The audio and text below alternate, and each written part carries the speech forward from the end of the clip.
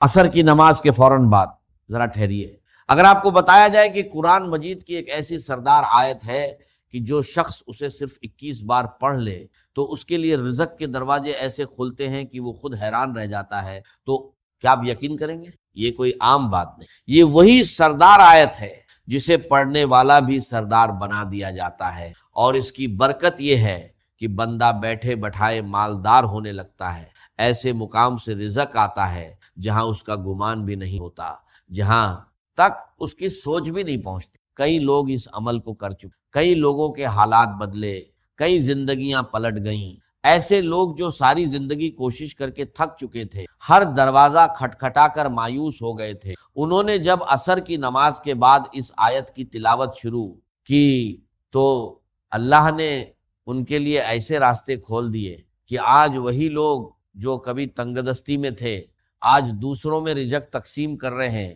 یاد رکھیے اس عمل کا وقت بہت خاص ہے، آپ کو عصر کی نماز کے بعد اور مغرب کی نماز سے پہلے یہ عمل کرنا ہے، بس اسی درمیانی وقت میں جب آپ یہ پڑھیں گے تو مغرب کی نماز کے فوراً بعد اس کی برکتیں، موجزات، کرامات اور اللہ کی رحمتیں، انوار و تجلیات کی شکل میں آپ پر برسنا شروع ہو جاتی ہیں۔ اور حیرانی کی بات یہ ہے کہ اس میں زیادہ وقت بھی نہیں لگتا، اسی لیے جو لوگ اب تک وظائف کی دنیا میں آ کر بھی محروم ہیں وہ اس عمل کو صرف ایک بار ضرور کر کے دیکھیں، خواتین ہوں یا مرد حضرات، ہر کوئی اسے کر سکتا ہے، خاص کر وہ لوگ جو مالدار بننا چاہتے ہیں، کم محنت میں زیادہ رزق پانا چاہتے ہیں، چھپے ہوئے خزانے حاصل کرنا چاہتے ہیں۔ میرے آقا صلی اللہ علیہ وسلم نے خود ارشاد فرمایا کہ وہ شخص ہرگز دوڑک میں نہیں جائے گا جو سورج نکلنے سے پہلے یعنی فجر اور سورج ڈوبنے سے پہلے یعنی عصر کی نماز ادا کر۔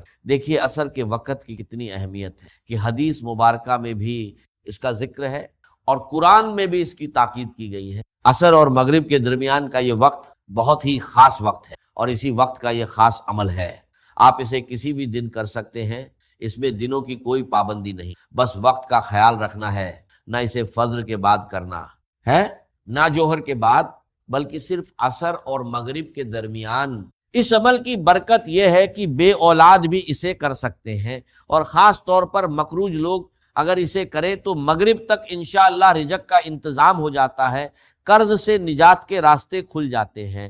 اگر کوئی شخص بہت مجبور ہے، تنگ دست ہے، حالات سے ٹوٹا ہوا ہے، لوگوں کے رویوں سے پریشان ہے، غریبی اور مالی پریشانیوں میں گھرا ہوا ہے، تو اسے اس عمل کو ضرور کرنا چاہیے، خاص کر اس بابرکت مہینے میں۔ جب آپ عصر کے بعد اسے پڑھیں گے تو آپ کو خود محسوس ہوگا کہ اللہ کے کلام میں کتنی زبردست طاقت، کتنی عظیم برکت اور کتنی رحمت چھپی۔ یہ وہی طاقت اور تاثیر ہے جسے سن کر دل کے اندر امید کی ایک نئی روشنی پیدا ہو۔ اب جو سب سے پہلی چیز میں آپ کو بتانے جا رہا ہوں اسے آپ نے پورے یقین اور توجہ کے ساتھ 21 بار پڑھنا ہے۔ یہ آیت مبارکہ آپ نے 21 مرتبہ پڑھنی ہے۔ اسی طرح چند مخصوص آیات ہیں اور کچھ خاص چیزیں ہیں جنہیں بالکل اسی ترتیب کے ساتھ پڑھنا ہے، لیکن ہر ایک کی تعداد مختلف ہوگی، اس لیے جو میں بتا رہا ہوں اس کا خاص خیال رکھنا بے حد ضروری، کیونکہ بنا ان شرائط کے یہ عمل نہیں کرنا۔ جیسے کوئی شخص مسجد میں جاتا ہے تو وضو شرط ہوتا ہے، اسی طرح اس عمل کے لیے بھی کچھ ضروری چیز، اگر آپ اس ترتیب کے ساتھ عمل کریں گے تو کامیابی ضرور ملے، کیونکہ کچھ پانے کے لیے کچھ کرنا پڑتا ہے، اور جس کے ذہن میں یہ بات بیٹھ جائے وہ کبھی ناکام نہیں ہوتا۔ اسی لیے اس پیغام کو مکمل سمجھ کر پوری توجہ کے ساتھ عمل کریں گے تو انشاءاللہ کبھی برکتوں سے محروم نہیں رہیں گے۔ یہ وعدہ ہے، باقی سب کچھ اللہ تعالیٰ کے اختیار میں ہے، وہی میرا مالک ہے، وہی خالق ہے، وہی رزاق ہے، رزق دینے والا، رحمتیں برسانے والا، کرم کرنے والا۔ وہ رب ہر لمحہ اپنے بندوں کو پکار رہا ہے کہ میری طرف آؤ، میں تمہیں وہ سب کچھ عطا کر دوں گا جس کی تم تمنا کرتے ہو، تمہاری ہر دعا قبول ہوگی، ہر فریاد سنی جائے گی، جو چاہو مانگ لو، عطا کر دیا جائے گا۔ اب اسی ترتیب کے ساتھ آپ کو کرنا، غور سے سن لیجیے۔ سب سے پہلے آپ کو قرآن مجید کی ایک مختصر سی سورت مبارکہ پڑھنی ہے جو بالکل سادی اور آسان ہے، اسے صرف 3 مرتبہ پڑھنا ہے۔ سب سے پہلے 3 مرتبہ درود پاک، پھر 3 مرتبہ یہ سورت اور پھر قرآن کریم کی جو سردار آیت ہے اسے وہی پڑھنا ہے جہاں آپ کو بتایا جائے اپنی طرف سے کچھ بھی بڑھانا یا گھٹانا نہیں ہے، کیونکہ اللہ والوں کا بتایا ہوا طریقہ ایک خاص ترتیب پر ہوتا ہے۔ یاد رکھیے، کچھ اعمال دیکھنے میں بہت مختصر اور سادے ہوتے ہیں لیکن طاقت اور تاثیر کے لحاظ سے بہت بڑے ہوتے ہیں، کیونکہ وقت بہت قیمتی ہے۔ کچھ دن عام ہوتے ہیں اور کچھ دنوں میں اللہ تعالیٰ نے اتنی برکت، فضیلت اور رحمت رکھی ہوتی ہے کہ بندہ سوچ بھی نہیں سکتا۔ یہ وظیفہ دیکھنے میں چھوٹا ہے لیکن اس کی طاقت بہت بڑی ہے۔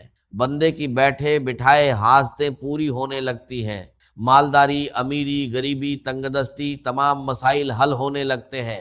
حضرت ابو بکر بن عمار بن ربیع نے اپنے والد سے روایت بیان کی کہ نبی علیہ السلام نے فرمایا، وہ شخص ہرگز آگ میں داخل نہیں ہوگا جو سورج نکلنے سے پہلے اور سورج ڈوبنے سے پہلے کی نمازیں پڑھتا ہے، یعنی فجر اور عصر۔ اور بصرہ کے ایک شخص نے گواہی دی کہ میں نے بھی یہ روایت سنی۔ حکیم الامت مفتی احمد یار خان نے اس حدیث کے اس حصے پر فرمایا کہ جب بندہ قبر میں جائے گا تو اسے عصر کا وقت ہی دکھائی دے گا، اسی لیے عصر کے وقت خاص طور پر اس نماز کی حفاظت کرو اور اسی درمیانی وقت میں یہ خاص عمل کرنا ہے۔ جو لوگ پریشان ہیں کہ محنت تو بہت کرتے ہیں مگر کمائی میں برکت نہیں، تو یاد رکھیے برکت بھی اور کثرت بھی اسی ذریعے آئے گی۔ درود پاک آپ کوئی بھی پڑھ سکتے ہیں، چاہے درود ابراہیمی ہو یا کوئی اور، بس تعداد وہی رکھیں جو بتائی گئی ہے۔ پھر سورۃ الفاتحہ کو بسم اللہ کے ساتھ پڑھیں۔